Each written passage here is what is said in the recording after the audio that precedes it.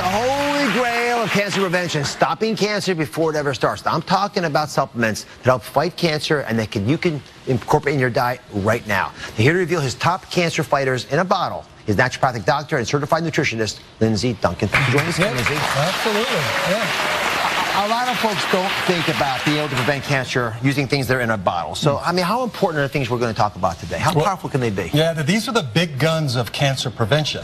What they do is something really important. They give our body the building blocks that our body needs to fight cancer, to do its job, to defend itself. Right. And sometimes they can actually turn the tables in our favor. But you always want to do it with diet and exercise. Right. We build with that foundation without question. Absolutely. And some of the things we talk about, I think, are important for general health, and some of them are very specific problems you may be worried about. Okay, let's get right to the first one. The first top cancer-fighting supplement is called IP6. Yeah, this should be on everybody's radar screen, and the reason why is because there's recent animal studies that show that it helps to prevent colon cancer, it helps to prevent lung, liver, and even soft tissue cancers. And here's what it is. It's a carbohydrate molecule that's found in high fiber foods like seeds or nuts or legumes or beans, and it disrupts the rogue cancer cell. So it's found in natural foods, but you think we ought to take it in a pill form. How often do you take this and how much? This is concentrated. You take 500 milligrams twice a day, once in the morning, once in the evening. Make sure the bottle says IP6. Make sure it says inositol hexophosphate. And you can get it at any health food store or you can get it online. It's a mouthful. I think IP6 is more memorable. All right. The second top cancer-fighting supplement is selenium. Now, a lot of folks, I've heard about selenium. Teach us about it a bit more. Yeah, the selenium is a great trace mineral. It should be in everybody's cancer toolkit. And here's why. Recent studies, again, show that selenium can help fight some cancers, colorectal, even lung cancer. So selenium being a trace mineral, it's also a super antioxidant. And what it does is it builds up our body's natural defenses, and it pushes or moves all of these free radicals out of our blood. And that's a great thing. Now, selenium, I think for most folks, is in their multivitamin. So why wouldn't you just be tolerant of the bit you have in there? Great question. A multivitamin, on average, has about 50 to 70 micrograms of selenium, MCGs. For cancer prevention, we need about 200 micrograms daily. 3 times more. 3 times more. All right. Yeah, and it's very cheap. Yeah. Rough idea price? $6. But one bottle will last you 3 months. All right, that's affordable, folks, affordable. All right, the third top cancer-fighting supplement is called black raspberry. I want to stop what they're doing for a second. You've not heard of black raspberries, most likely. I had never heard of these. Let's tell us about it. So it has an active compound in it called anthocyanins. And these anthocyanins are warriors for us. So what's the difference between black raspberries and the typical red raspberry that I think of when I think of raspberries, or the other, the other kinds of berries of that nature? The color. The color. The micronutrients. The micronutrients, anthocyanins, is found in the color pigmentation, and that is where the healing compounds and the healing nutrients are. So, for example, this will have several hundred times more anthocyanins than almost any, well, not almost, than any berry you can find. Number one. Number one. Number one. Where do you find it? What does it cost? Well, if you want to pick it, you find it in Oregon. You've got only 21 days of harvest, July 1st to July 21st. In the whole year? Yeah, that's it. That's it. So where you find it, you want to get it in freeze-dried capsules, because when you freeze-dry them, you lock in those anthocyanins. Because fruit, if you put it on the table, it's degrading, it's dying.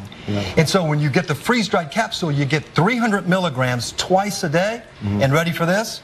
One 300 milligram capsule is equal to 4 whole entire cups of black raspberries, 4 cups in one capsule.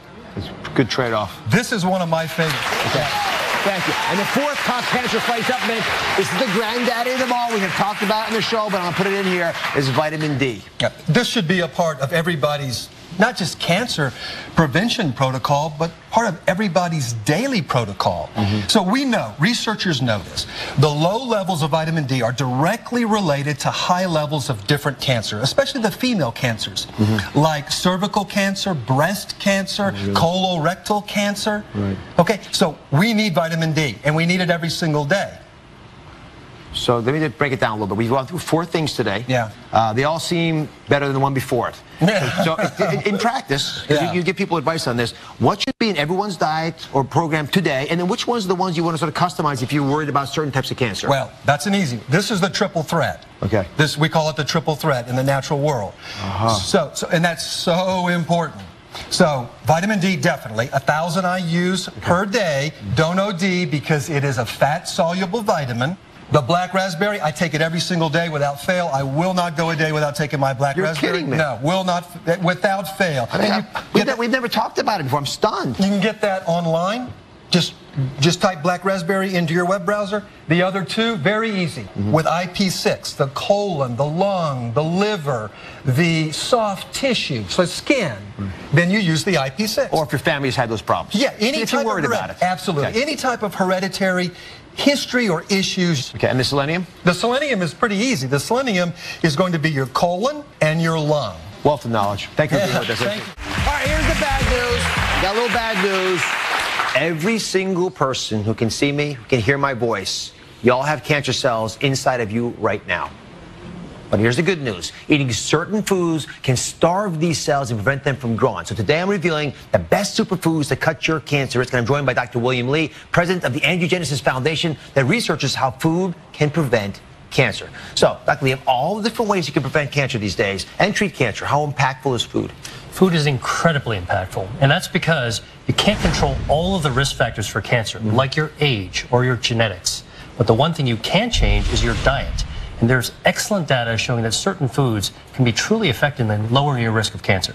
So what I love that you've been able to accomplish is you move past the, oranges are good for you stage to specifically this is how they work to kill off cancer cells, just the way chemotherapy can. So for the first time ever, we're going to talk about some cutting edge foods that work and why they work. The first 2 cut off the blood supply to kill cancer cells, which is one of the biggest breakthroughs that we've had in the management of cancers. So let's talk about lima beans. That's the first in the list. Great. So lima beans contain a natural cancer fighter that actually cuts off the blood supply of cancers. They're actually able to cause breast cancer cells to commit suicide or die. And studies have shown that actually eating lima beans, which contain a molecule called genistein, can actually lower the risk of breast cancer by 24%. My goodness. Here's a little practical tip about buying lima beans. If you get them in the freezer part of the grocery store, shake the box to see if they're actually separating. They should be rattling separately, because if they're congealed together in a mass, it means that they've been thawed and refrozen, and that changes the taste. That's it. And here's the thing about cooking lima beans. The healthiest way to cook them is actually to steam them or to saute them with a little bit of olive oil. For health, you want to have about 1 cup of lima beans per day. So this much roughly per day. Yeah, that's right. This is achievable. For a 25% reduction in breast cancer, I would do that, and I'm a guy. So I think about this. All right, one thing about lima beans, they're inexpensive, they're high in fiber, they're always available in the freezer section of the grocery store. That's one of those foods that should become a staple, and please check out the different kinds because you'll find one that you like. Don't write them off because you had them when you were a little kid like I did. Okay, the next superfood that can help, this one also starves cancers, this time ovarian cancer, and it's parsley. That's right. So parsley contains a natural cancer fighter called apigenin that starves the tumor by cutting off its blood supply. Now, a lot of folks have trouble storing parsley. They don't know quite how to, keep it around. How much do you need, and how do you keep it alive long enough or tasting good enough to eat it? Yeah, well, so you want to actually eat a cup of chopped parsley a day. So, for example, you can actually put it on rice, or mix it into pasta, or put it into a salad, or even put it on eggs. And in terms of storing it, I'll show you a little trick, which is that basically you take a stem, and you just cut the stem off, and you pop it into a cup of water, and that'll actually help keep it fresh. You have to cover this as well, or you just leave it in the fridge open? Well, if you store it out of the fridge, you don't really have to cover it. But in a fridge, what you want to do is just cover it with a little bit like a plastic bag, and that'll actually help keep it fresh longer. That's right. You keep this outside the refrigerator like this? Yeah, that's right. This is just like a plant, like flowers growing in your garden. You can actually have some cut flowers and put them right on your right next to your counter. Anybody in the audience store their parsley outside the refrigerator? No. There's 2 people. I don't know how you figured it out. That is amazing to me. It's a good idea. I'm glad I came to the show today. All right. The next superfood that fights off cancer is designed for lung cancer. Lung cancer. This is one of the biggest that's the #1 cancer, and it's limes. How do they work? Yeah, limes have a natural cancer fighter called hesperidin. And hesperidin literally stops the growth of cancer in its tracks. And studies have shown that eating limes can reduce the risk of a deadly form of lung cancer called squamous cell cancer. Again, the cancer I've operated on it. It's a difficult one to cure. Now, one of the things with limes is a lot of folks don't know how to incorporate limes into their diet. So if you want to get the cancer-fighting benefits, give me some tips. Yeah. Well, so the easiest way to have the benefits of lime is to have lime juice. So what you can do literally is take a lime, slice it in half, and squeeze out a half a cup per day. And what you can do, is just like that, and what you can do is you can pour that into 2 glasses of cold water, okay, just like that. And instead of creating lemonade, you've created limeade. It's so refreshing. Stir it up. If you want to put a little honey in it to sweeten it up, it's really good for you. Let's see here. Ooh. I would put honey in this. A little honey would be fine, a little sugar. But limeade's a good idea. And lemons don't have the same property? Lemons are similar. Okay. And the other thing, I've never thought about it, we could use limes in our teas. Absolutely. Instead, substitute lemon for lime. And the other thing you can actually do that most people don't realize is that lime juice actually makes things taste salty without actually having salt. So on your veggies, instead of adding salt, you can just squeeze some lime juice on it. I have never thought of that before. You're absolutely right. How do you figure this out in the Cancer Institute? Well, we like to eat well and be well. Oh, gosh, all right. And finally, talk about apricots. I know a lot about apricots. In Turkey, they're all over the place. But this is a superfood because it reduces your risk of stomach cancer. So teach us about apricots and how we can get the best benefit. So apricots have a cancer fighter in them called quercetin that prevents cancer cells from growing in our stomach. And actually, studies have actually shown that eating apricots can reduce the risk of stomach cancer by 47%. And there's 2 kinds here that you pointed out. I did not know this till recently. It was very important. Dried apricots versus real apricots, and what kind of dried apricots should we be looking for? Well, so to lower your risk of stomach cancer, you want to have 7 apricots per day. And the good news is that the dried form is just as good as the fresh. And that's because it's a lot easier to actually eat 7 dried apricots. Right? So here's the thing about dried apricots. What you want to get is the sun-dried kind, not the sulfite-dried kind, which contains a chemical. So you can recognize this by having the dark version versus the bright orange version. You want to go for the dark version. And in this case, it's worth buying organic because organic apricots have higher levels of natural cancer fighters in them. Who wants some apricots? We got takers up there. There we go. Here you go. Way to the very top. Don't let it hit anybody.